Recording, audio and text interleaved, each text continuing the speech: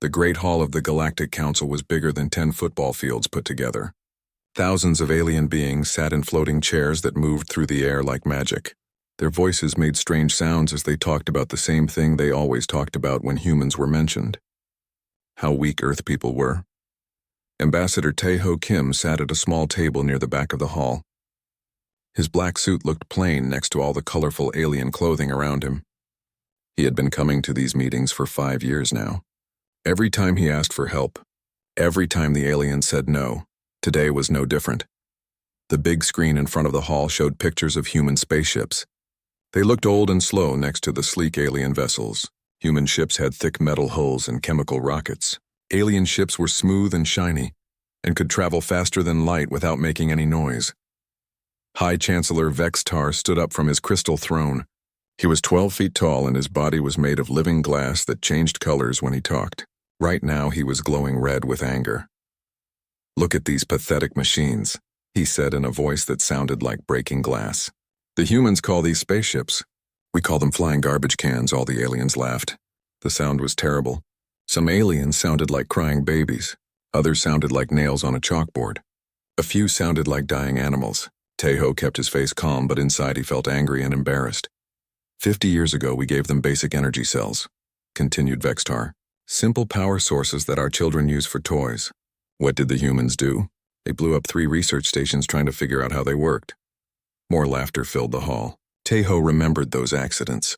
37 people had died when the first energy cell exploded at the Luna research station. The aliens had sent their condolences, but everyone knew they were laughing behind closed doors. A new voice spoke up. This one came from Delegate Mortis, who looked like a walking tree with eyes. His bark was dark brown and his leaves rustled when he moved. "The humans have been asking for shield technology for 10 years, Mortis said. "They say they need it to protect their outer colonies from solar storms. But we all know what really happens when humans get advanced technology." The screen changed to show pictures of the research station explosions. The images were horrible. Twisted metal and broken glass floating in space. Emergency ships trying to rescue survivors. "This is what happens when primitives try to use civilized technology," said another alien. This one was purple and had 6 arms. They lacked the mental capacity to understand advanced systems. Tae-ho stood up slowly. His chair made a small scraping sound that echoed in the huge hall. Thousands of alien eyes turned to look at him. Some eyes were normal. Others were huge and black. A few aliens had no eyes at all and used other senses to see. "May I speak?" Tae-ho asked. His voice sounded small in the massive space. Vextar waved one of his crystal hands. "Let the human embarrass himself. It will be amusing." Tae-ho walked to the center of the hall where a small platform rose from the floor. As he stood there, he could feel the weight of all those alien stares. Most looked at him like he was a bug they wanted to step on. Others seemed bored like they were watching a bad movie. "Earth requests shield technology to protect civilian colonies," Tae-ho said. "Our people are dying from radiation storms that your shields could easily stop. We are not asking for weapons or military technology, just basic protection for innocent families." "Innocent," laughed Vextar.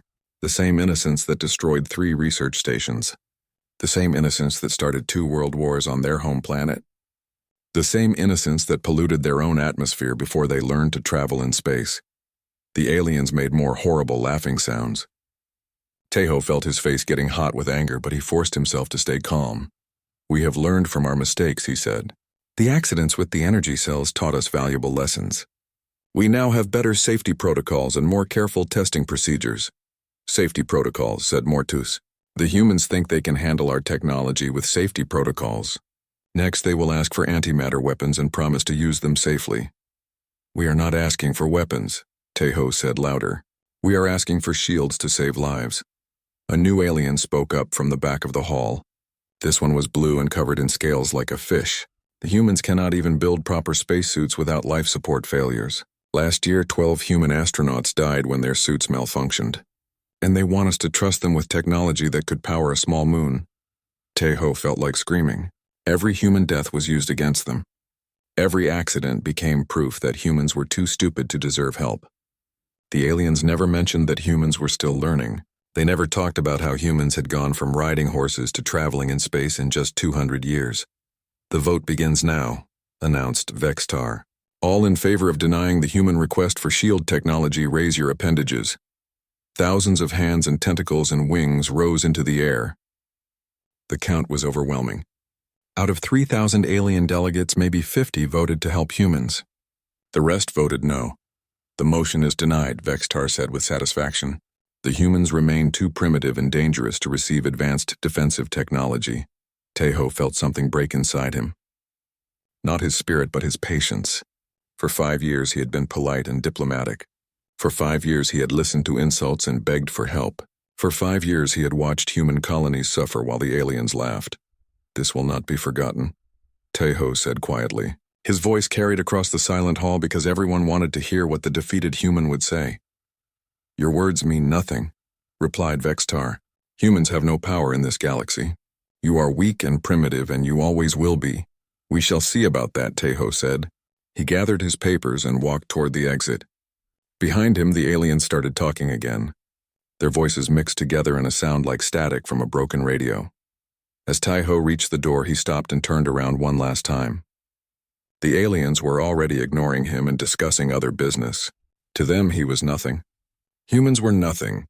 Earth was just another backward planet full of creatures too stupid to matter. But Tejo knew something the aliens did not know. Back on Earth, there were people working on projects that would change everything. Scientists like Dr. Sora Kim, who studied those energy cell explosions more carefully than anyone realized. Engineers who learned from every failure and made improvements that no one expected. The aliens thought human mistakes proved human stupidity. They were wrong. Human mistakes proved human determination. Every failure taught lessons. Every insult provided motivation. Every rejection made humans work harder to prove themselves. Tejo walked through the door and into the corridor beyond. His footsteps echoed on the metal floor as he headed toward the human embassy. He had calls to make and messages to send. The real work was just beginning. The merchant convoy was in deep trouble and everyone knew it. 6 cargo ships loaded with medical supplies and food were traveling through the Andromeda trade routes when the pirates found them. The convoy had sent out emergency signals asking for help, but the nearest council patrol was 3 days away. Captain Min-ho Lee sat in the command chair of the Phoenix and watched the situation unfold on his main screen. His ship was hidden behind a small moon where the pirates could not detect them. The Phoenix looked like empty space to most sensors because its stealth technology was better than anything the galaxy had seen before. 15 pirate ships, reported navigator Sun Woo Kim from her station. They are using modified council military vessels with illegal weapon upgrades. The merchant ships do not have any defenses. Min-ho studied the tactical display. The pirates had formed a classic attack pattern around the convoy. They were demanding that the merchants surrender their cargo or be destroyed. It was the same threat pirates had been making for thousands of years across hundreds of worlds. Can we save them? Asked Weapons Officer Hae-Jin Park. She was young but had trained on the Phoenix weapon systems for 2 years. Her fingers danced over the control panels like a pianist playing a concert. We can try, replied Min-ho, but we will be outnumbered 15-1. And once we reveal ourselves, there is no going back. The whole galaxy will know what humans are capable of. The crew was silent for a moment. Everyone understood what this meant. For 50 years, humans had been seen as weak and primitive. If they failed here, that reputation would be confirmed forever. But if they succeeded, everything would change. The merchants are families, said engineer Dal-Soo Kim from the engine room. His voice came through the communication system. Women and children trying to make a living by trading between worlds. They do not deserve to die because the council is too slow to protect them. Agreed, said Min-ho. All stations prepare for combat. This is what we trained for. The Phoenix moved out from behind the moon like a ghost made of metal and energy. Its engines made no sound in the vacuum of space, but they pushed the ship faster than any vessel its size had ever moved. The hull gleamed with colors that shifted and changed as the stealth systems powered down. Scartooth, the pirate captain, was in the middle of threatening the convoy when his sensors detected the new arrival. He was a reptilian alien with green scales and yellow eyes that glowed in the dark. His ship was twice the size of the Phoenix and armed with enough weapons to destroy a small city. Unknown vessel, you are interfering with a legitimate salvage operation, Scartooth broadcasted on all frequencies. His voice sounded like sandpaper scraping against metal. Withdraw immediately or be destroyed like the pathetic insects you are. Minho opened a communication channel and spoke in a calm voice that carried across space. This is Captain Lee of the human vessel Phoenix. You have 30 seconds to release the merchant ships and surrender peacefully. The response was immediate. Laughter filled the communication channels as all 15 pirate captains heard the transmission. The laughter was cruel and mocking, like the sound of predators who had found easy prey. A human ship, wheezed Scartooth between laughs. One tiny human ship thinks it can fight 15 of us. This will be amusing before we kill you and take your wreckage as a trophy. 20 seconds, said Minho. More laughter. The pirates began moving into attack formation like sharks circling a wounded fish. Their weapons powered up and target locks appeared on the Phoenix from all directions. The merchant ships watched in horror as the small, human vessel prepared to fight. Impossible odds, 10 seconds, announced. Minho, kill them, screamed. Scartooth, 15 pirate ships opened fire at exactly the same moment. Plasma cannons and energy torpedoes and particle beams all struck the Phoenix simultaneously. The combined firepower was enough to vaporize a small asteroid or punch a hole through a planet's surface. The pirates expected to see the human ship disappear in a ball of fire and radiation. Instead, something impossible happened.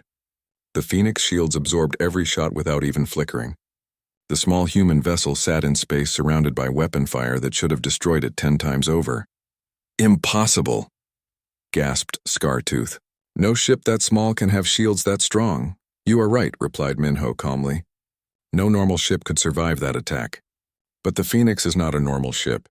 It was built by humans who were tired of being underestimated. The Phoenix weapon systems activated for the first time in combat. Particle beam cannons emerged from hidden ports along the hull. Each weapon was small and elegant, but they focused energy in ways that alien scientists said were impossible. Weapons free, ordered Minho. Show them what human engineering can do. Yejin had trained for this moment her entire life. Her fingers moved across the weapon controls with perfect precision. The Phoenix particle beams lanced out across space like swords made of pure energy. Each beam was perfectly aimed and timed for maximum effect. The first pirate ship died in 3 seconds. The Phoenix beam cut through its shields and armor like they were made of paper. The ship split in half and began venting atmosphere and bodies into space. The second ship lasted longer, but not by much. Its captain tried to turn away, but the Phoenix was faster than anything he had ever seen. The beam caught the ship in the engine section and it exploded in a brilliant flash of light. How are they doing this? Screamed another pirate captain. Humans do not have weapons this advanced. We do now, replied Minho. The battle became a masterpiece of precision and speed. The Phoenix moved through the pirate formation like a dancer performing a deadly ballet. Its shields deflected every attack while its weapons destroyed ship after ship with surgical accuracy. Within 10 minutes, 8 pirate vessels were floating debris. The remaining 7 tried to flee but discovered that the Phoenix was faster than their ships could run. One by one they were disabled and left drifting in space with their crews evacuating in escape pods. Scartooth was the last to surrender. His ship was heavily damaged and his weapons were offline. He stared at the small human vessel that had single-handedly destroyed his entire fleet. This is impossible, he whispered into his communication system. Humans are weak. Everyone knows humans are weak. That was your first mistake, replied Minho. Your second mistake was believing what the council told you about us. Your third mistake was threatening innocent people while humans were watching. The merchant ships were safe. Their crews sent messages of gratitude that filled the communication channels with thanks and praise. They had never seen anything like the Phoenix and could not believe that humans had built such an advanced vessel. How did you do it? Asked the convoy leader. How did one human ship defeat 15 pirate vessels? Minho smiled as he looked at his crew. 50 humans who had worked together to achieve something the galaxy said was impossible. Engineers and pilots and scientists who had refused to accept that humans were too primitive to build advanced technology. We learned from our mistakes, he replied. Every time alien technology exploded in our faces, we studied the pieces. Every time the council rejected our requests, we worked harder to solve problems ourselves. Every time someone told us humans were too stupid, we proved them wrong. The Phoenix began moving toward the nearest space station where the merchants could report what had happened. Soon word would spread across the galaxy that a single human ship had defeated an entire pirate fleet. Soon aliens would start asking questions about human technology and capabilities. What happens now? Asked Sunwoo. Now the galaxy learns the truth, replied Minho. Humans are not the weakest species in space. We are the most stubborn, and when you insult stubborn people long enough, they find ways to surprise you. The Phoenix disappeared into hyperspace, leaving behind the wreckage of pirate ships and the grateful thanks of innocent merchants. But more importantly, it left behind proof that humans were far more dangerous than anyone had imagined. The age of human weakness was ending. The age of human strength was about to begin. The emergency session of the Galactic Council was called at 3 a.m. Council Standard Time. Alien delegates who had been sleeping or eating or doing whatever their species did for relaxation suddenly found themselves rushing to their ships and flying to the capital world. The message had been simple but terrifying. Humans had demonstrated military capabilities that exceeded all known parameters. High Chancellor Vextar stood before the Great Assembly Hall holding a data tablet that contained information he could barely believe. His crystal body was flickering between colors faster than anyone had ever seen before. Red for anger, blue for confusion, yellow for fear. The battle recordings are confirmed authentic, he announced to the thousands of alien representatives. Analysis by our best scientists shows no signs of tampering or deception. What you're about to see actually happened. The massive display screens around the hall lit up with footage from the merchant convoy rescue. Security cameras on the trading ships had recorded everything. The arrival of the Phoenix, the impossible shield strength, the devastating precision of human weapons, the complete destruction of 15 pirate vessels by a single small ship. The hall was completely silent as the aliens watched. Many species had never seen anything like this before. The Phoenix moved through the pirate fleet like it was dancing. Every shot hit exactly where it was aimed. Every maneuver was perfectly timed. It was not just military victory. It was military art.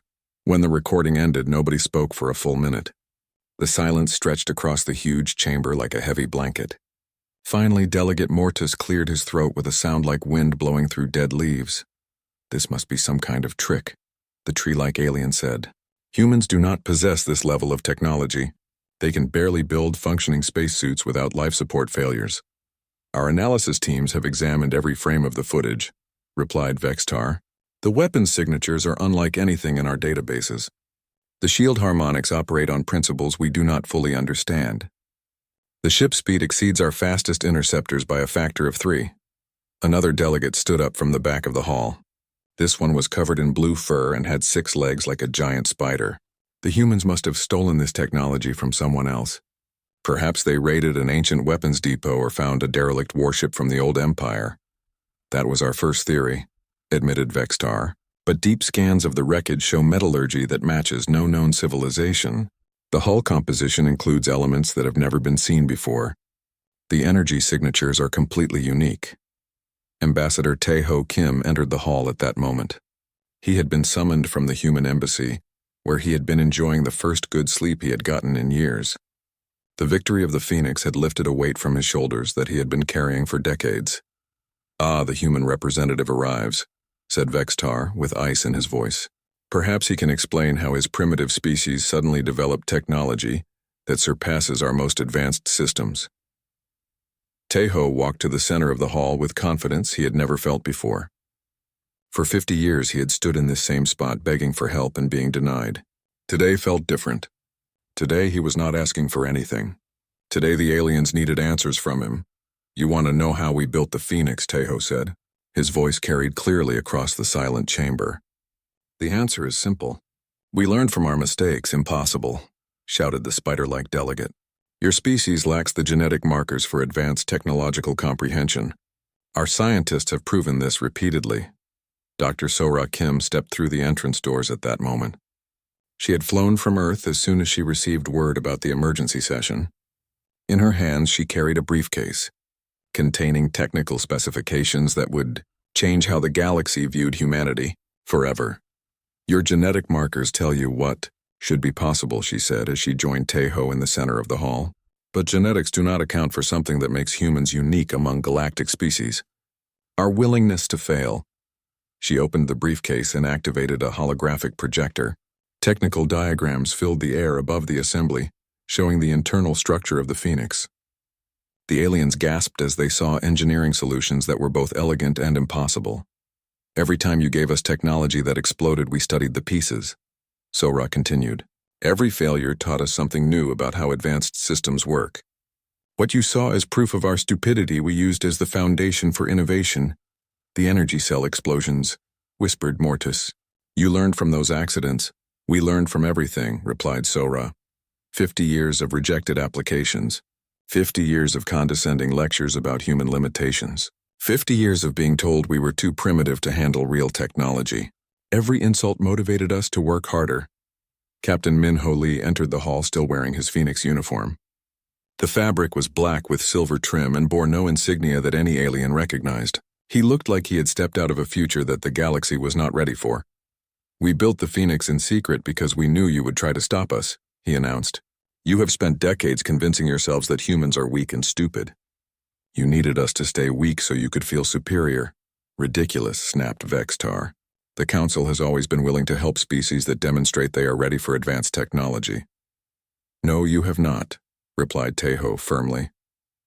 You have created a system where species must prove themselves worthy of your gifts, but the standards you set are designed to ensure that nobody ever qualifies. You want to remain the most advanced civilizations in the galaxy. The accusations hung in the air like poison gas. Several alien delegates tried to speak at once, but their voices mixed together in an incomprehensible babble. Others sat in stunned silence as they realized there might be truth in the human words. The Phoenix demonstrates capabilities that threaten the established order, continued Minho. Our shields are stronger than yours. Our weapons are more accurate. Our engines are faster. We built all of this using principles we discovered by studying your discarded technology. Impossible, repeated the spider delegate. You are claiming that human science has surpassed council science in just 50 years. Not surpassed, corrected Sora. Improved. We took your technology and made it better by approaching problems differently. You build things the way you have always built them. We build things the way they need to be built.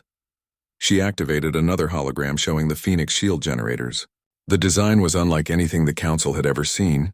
Instead of brute force energy projection, the human shields used harmonic resonance to deflect incoming attacks. Your shields try to absorb damage, Sora explained. Our shields redirect damage back at the source. Your weapons fire in straight lines. Our weapons can curve around obstacles and strike from unexpected angles. Your engines push against space. Our engines convince space to move out of the way. The technical explanations were beyond most of the alien delegates, but the implications were clear. Human technology was not just different, it was superior, and it had been developed by the species everyone considered the weakest in the galaxy. What do you want? Asked Vextar finally. His crystal body had turned a deep purple that indicated fear mixed with anger. Are you here to gloat about your success? We are here to inform you that the age of human weakness is over, replied Tejo. For 50 years you have treated us like children who needed your guidance and protection. That relationship has ended. You are threatening us, accused Mortis. We are informing you, corrected Minho. The Phoenix was just the beginning. We have been building a fleet of advanced ships using technology you cannot match or understand. We no longer need your permission to act in this galaxy. The chamber erupted in chaos as hundreds of aliens tried to speak at once. Some demanded that humans share their technology. Others called for military action against Earth. A few suggested that the Council should try to establish better relations with humanity. Through all the noise, Taiho stood calmly in the center of the hall, the same spot where he had been humiliated and rejected so many times. Today felt like justice.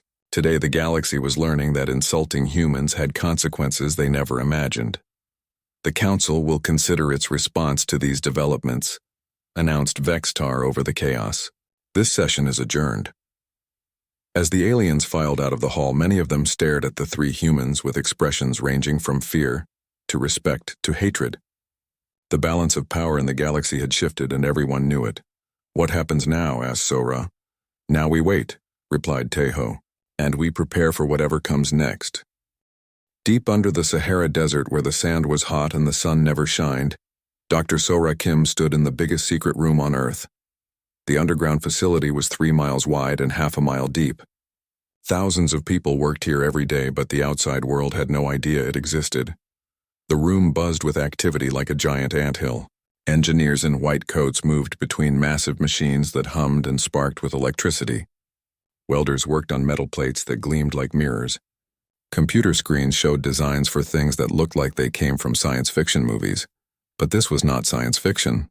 This was Project Phoenix, and it was very real. Sora wiped sweat from her forehead as she looked at the enormous shape taking form in the center of the facility. It was a spaceship, but not like any spaceship Earth had ever built before. This one was sleek and smooth with curves instead of angles. Its hull was made from a new metal that shimmered with colors that changed in the light. Status report. Sora called out to her team. Chief Engineer Dong-Soo Park jogged over with a tablet in his hands. He was a short man with thick glasses who had worked on spacecraft for 20 years. His hair was starting to turn gray from all the stress, but his eyes were bright with excitement. The hull plating is complete, he said, reading from his tablet. The new alloy is performing better than our best predictions. It's stronger than anything the Council uses and lighter too, Sora smiled. The new metal had been created by studying the wreckage from those energy cell explosions.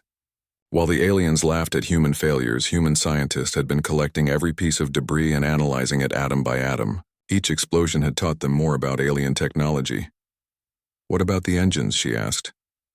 Beyond anything we have ever built, replied Dong-Soo. We took apart the alien energy cells piece by piece and figured out how they really work. Then we made them better.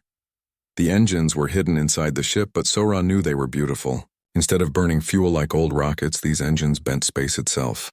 They could make the ship go faster than light without using any fuel at all.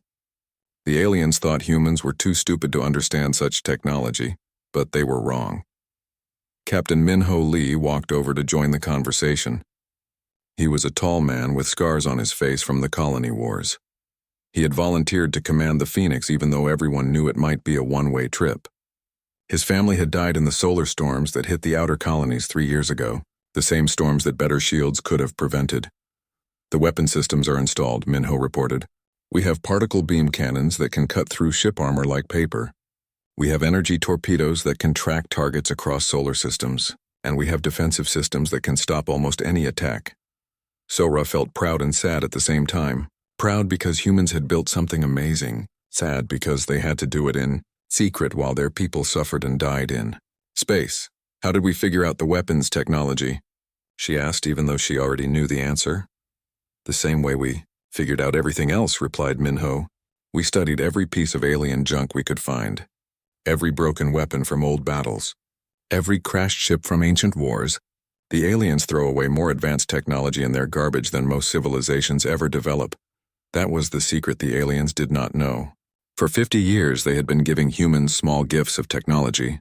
Energy cells and basic computers and simple communication devices. They expected humans to use them exactly as intended. Instead, humans took them apart to see how they worked. Every explosion had been a learning experience. Every accident had revealed new principles of physics. Every failure had taught human scientists something valuable about how advanced civilizations built their tools. Engineer Yujin Han ran over from across the facility. She was young and brilliant and had designed most of the ship computers. Her fingers were stained with chemical burns from working with alien circuits. The shield generators are online, she announced breathlessly. Full power tests show they can withstand direct hits from Council dreadnought cannons. Maybe even multiple hits. How is that possible? Asked Dong-Soo. Council dreadnoughts can destroy planets, Yujin grinned. We did not just copy alien shield technology. We improved it. The aliens build their shields to stop energy weapons and physical projectiles. But they never thought about defending against both at the same time using overlapping field harmonics. Sora shook her head in amazement. Human engineers had taken alien technology and made it better by thinking in ways aliens never considered. The galaxy saw humans as primitive, but humans saw problems from angles that advanced civilizations had forgotten. What about the crew? Min-Ho asked. Are they ready? 50 of the best people on Earth, Sora replied. Pilots who learn to fly by dodging space debris. Engineers who can fix anything with spare parts and determination. Scientists who understand both human and alien technology better than anyone in the galaxy. The crew was already training in simulators that recreated every possible emergency. They practiced flying the ship through asteroid fields and nebulae. They learned to fight against enemies with superior numbers and technology. Most importantly, they learned to work together as a team. The aliens think we are weak because we make mistakes, said Yujin. But mistakes are how humans learn. We try things that might not work. We take risks that other species avoid. We fail and then we try again. Speaking of mistakes, interrupted Dongsu, the Council just denied Earth another request for shield technology. Ambassador Tejo sent word from the capital. Sora felt anger rise in her chest like hot lava. More colonies would suffer without proper shields. More families would die in the radiation storms that swept across space. More humans would pay the price for alien prejudice and pride. How much longer until the Phoenix is ready? She asked.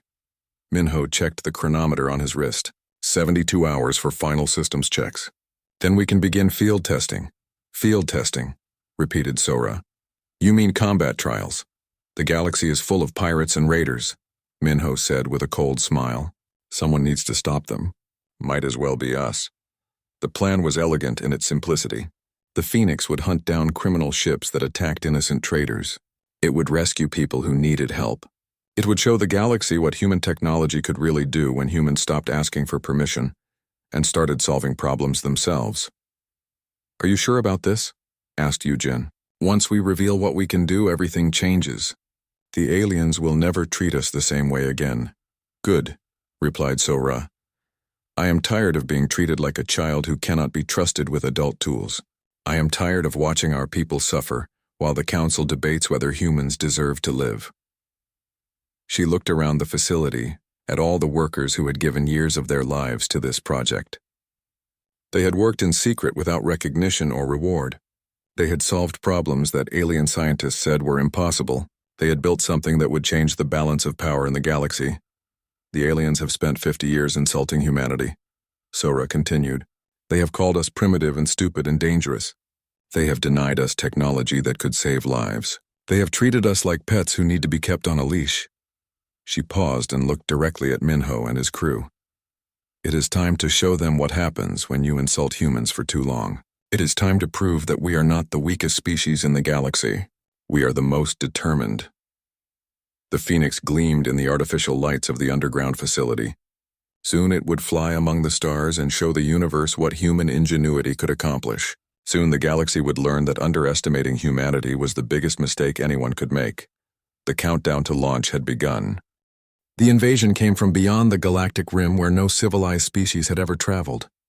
The hegemony fleet appeared without warning at the edge of Council space like a plague of metal locusts. Their ships were black as coal and twice the size of anything the galaxy had ever built. They moved in perfect formation and left trails of dark energy that made space itself look sick. Admiral Yongsu, Han sat in the command center of the Council Defense Station, watching the tactical displays with growing horror. 300 hegemony vessels were advancing toward populated systems. Their weapons had already destroyed 2 outer colonies without slowing down. Millions of people were dead and more would die soon. How long until the main fleet arrives, he asked his staff. Yongsu was one of the few humans who held high rank in the Council military. He had earned his position through 40 years of service and more battles than he could remember. 6 hours, replied his aide, a nervous alien who looked like a walking insect. But early reports from the engagement at Kepler Station are not encouraging. The reports were worse than not encouraging. They were terrifying. The Council had sent 50 warships to stop the hegemony advance. The battle,